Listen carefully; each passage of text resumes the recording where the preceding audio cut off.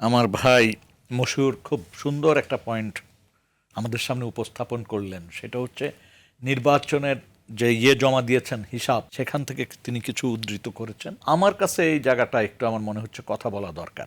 আমি বছর 5 আগে নেদারল্যান্ডের হেগে গিয়েছিলাম একটা কাজে। আমি দেখলাম ওইখানে আমি ওদের পররাষ্ট্র মন্ত্রণালয় খুঁজে বের করে রাস্তা দিয়ে যাচ্ছি হেঁটে, তো আমি দেখলাম আমার সাথে সমসাময়িক সময় একজন ব্যক্তি সাইকেল চালিয়ে আসলো এবং সাইকেল চালিয়ে যিনি আসলেন ওনার কাছে আমি জিজ্ঞেস করলাম যে পররাষ্ট্র মন্ত্রণালয়টা কোথায়, তো উনি বললো আমার সাথে আসো। পরে দেখলাম রুমে ঢুকে যে উনি হচ্ছেন পররাষ্ট্রমন্ত্রী। এখন বাংলাদেশে বলেন তো যে আমরা হিসাব দিচ্ছি বছরে 1 কোটি বা 10 লক্ষ টাকা, কিন্তু আমরা গাড়ি ব্যবহার করছি, আমরা খাবার খাচ্ছি, আমরা যে চলাফেরা করছি, এই পয়সাগুলি তো ওই 10 লক্ষ টাকার আয়ের থেকে আসতেছে না। এই পয়সাগুলো আসতেছে একটা গ্রুপের কাছ থেকে। ওই যে গ্রুপ আমাদের পূর্ববর্তী একজন বললেন না, জীবনে মরণে আমরা আসি, ওই যে গান গাইলো কয়দিন আগে ব্যবসায়ীদের সম্মেলনে, শেখ হাসিনার কে ফুলায় ফাপায়ে গানগুলি গেয়েছিল না, এই নামগুলি তো ভুলি নাই।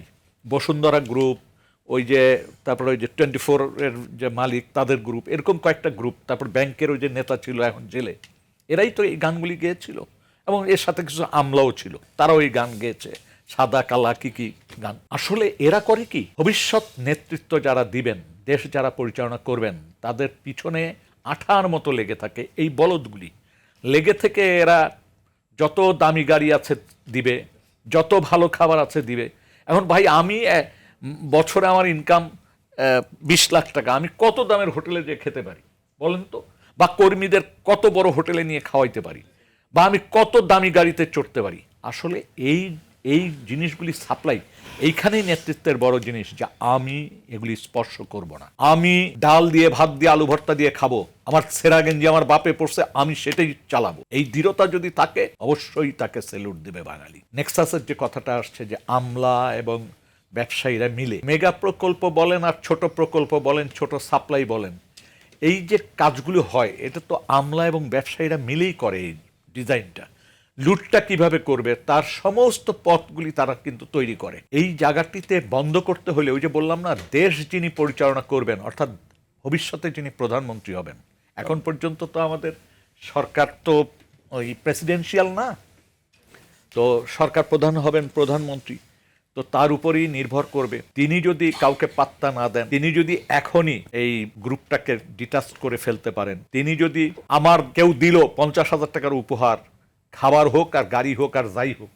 তিনি ধরলেন না, টাচ করলেন না, বরং এমন একটা ধমক দিলেন যে তার কাছে আর কেউ ওই সাহস নিয়ে যেতে পারবে না, তাহলে সম্ভব। কিন্তু সেই জায়গাটিতে এইটা যদি নেতারা করতে পারেন, তাহলে আমলা বলেন ব্যবসায়ী বলেন সব দূরে থাকবে, একজনও কাছে যেতে পারবে না। আসলে দুর্নীতি হলে তো দারিদ্র বাড়বে, বৈষম্যও বেড়ে যাবে। কারণ দেখেন, এটা এমন ভাবে সার্কুলেশনটা হয়, এটা ফোকরের মধ্য দিয়ে টাকা চলে যায়, ওনার হাতে না যে আমার কাছে চলে আসতেছে, সবার হাতে না যে আমার হাতে চলে আসতেছে, আমি সম্পদশালী হয়ে যাচ্ছি, বৈষম্য আমি তো ওনাদের সাথে আমার বৈষম্য তৈরি হয়ে যাচ্ছে।